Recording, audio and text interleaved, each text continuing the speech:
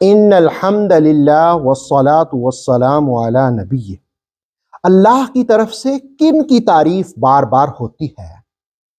سورہ بقرہ کی آیت نمبر 157 کے ضمن میں اس کو جانتے ہیں، اور ساتھ ہی تفسیر تبصرہ میں قبلہ شاہ جی نے وہ واقعہ لکھا اسی آیت کی تفسیر میں، جس میں اعلی حضرت گولڈوی علیہ رحمہ، بابا بلے شاہ اور کوٹ مٹھن شریف کے خواجہ غلام فرید خواب میں تشریف فرما ہوتے ہیں۔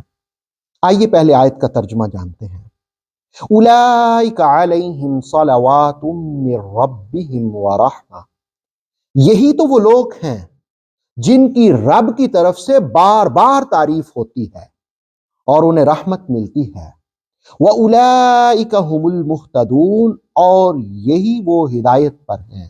سورہ بقرہ کی آیت نمبر 157 میں کہا ان کی رب کی طرف سے بار بار تعریف ہوتی ہے، اس کے لیے صلوات کا کلمہ استعمال کیا۔ امام قرطبی اپنی تفسیر میں لکھتے ہیں کہ صلوات سے مراد مغفرت ہے، صلوات سے مراد فرشتوں کی دعائیں ہیں، صلوات سے مراد عزت والی رحمت ہے۔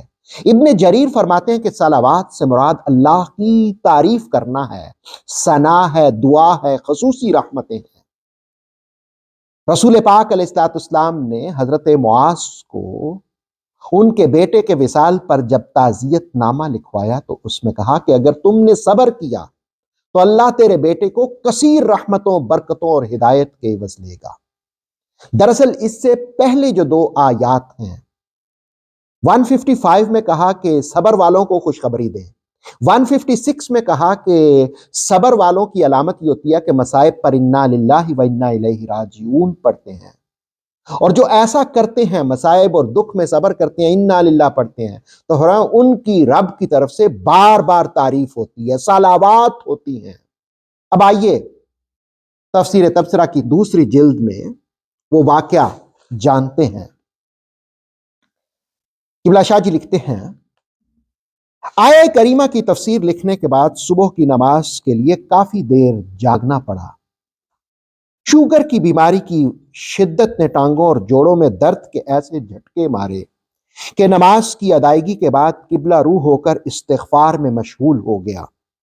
عنبر شاہ نے صوفیانہ کلام سنانا شروع کیا۔ نیند نے اپنی آغوش میں لے لیا۔ عالم برزخ میں ایک حال نما جگہ پر دیکھا کہ مرحوم احمد میرا درس سے قرآن سننے کے لیے تشریف فرما ہے۔ ساتھ ہی حضرت اعلیٰ پیر مہر علی شاہ گولڈوی، بابا بلے شاہ اور خواجہ غلام فرید کوٹ مٹھن شریف جلوہ افروز ہیں۔ حضرت اعلیٰ کو دیکھ کر میں نے عرض کی، حضور آپ سب تو اس دنیا سے تشریف لے جا چکے ہیں، میری خوش قسمتی کے قدم رنجا فرمایا۔ میرا خیال ہوتا ہے کہ آپ زندہ کیسے نظر آ رہے ہیں؟ حضرت اعلیٰ گولڈوی نے فرمایا، تمہارے درس قرآن کی شہرت سن کر آئے ہیں۔ میں نے عرض کیا آپ کے غلاموں کا کیا بنا؟ آپ فرمانے لگے، قبر میں اترنے کے بعد ہی بیت والوں کو الگ کر دیا جاتا ہے، ان کے امتحان کڑے نہیں ہوتے، آسان ہوتے ہیں۔ اللہ کی طرف سے جب انہیں مشاہدہ حق، صلوات اور رحمتیں میسر آتی ہیں تو انہیں ایک نورانی وجود مل جاتا ہے۔ اس آیت میں بھی کیا کہا؟ اولئک علیہم صلوات من ربہم ورحمہ، اللہ کی طرف سے انہیں صلوات ملتی ہے، رحمتیں ملتی ہیں۔ اعلیٰ حضرت گولڈوی نے کہا کہ اللہ کی طرف سے جب انہیں مشاہدہ حق، صلوات اور رحمتیں میسر آتی ہیں تو انہیں ایک نورانی وجود مل جاتا ہے، وہ ترابی نہیں رہتے، نوری ہو جاتے ہیں۔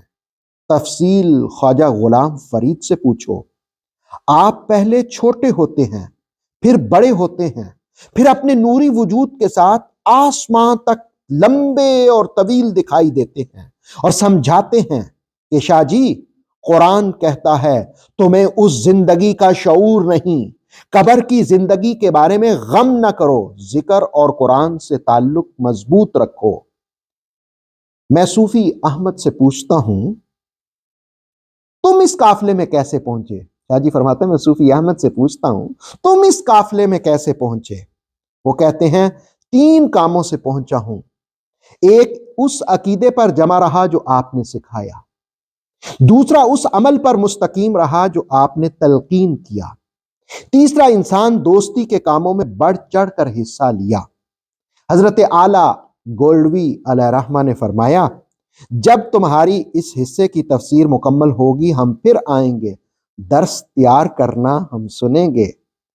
میں کہتا ہوں، یعنی شاہ جی کہتے ہیں انشاءاللہ، اور ساتھ ہی آنکھ کھل جاتی ہے۔ تو اللہ رب العالمین اپنے صبر کرنے والے بندوں پر صلوات، ان کی تعریفیں کرتا ہے، ان کی مغفرت فرماتا ہے، ان کو رحمت والی عزتوں سے نوازتا ہے۔ اللہ تعالی ہمیں بھی نوازے۔ وآخر دعوانا الحمدللہ۔ اوتھینٹک اسلامک نالج کے لیے نور وحی یوٹیوب چینل کو سبسکرائب کیجئے، بیل آئیکن کو پریس کرنا مت بھولیے۔ نور وحی فیس بک، انسٹاگرام اور ٹک ٹاک پیج کو بھی فالو کیجئے تاکہ ہماری ہر نیو ویڈیو آپ تک بر وقت پہنچ سکے۔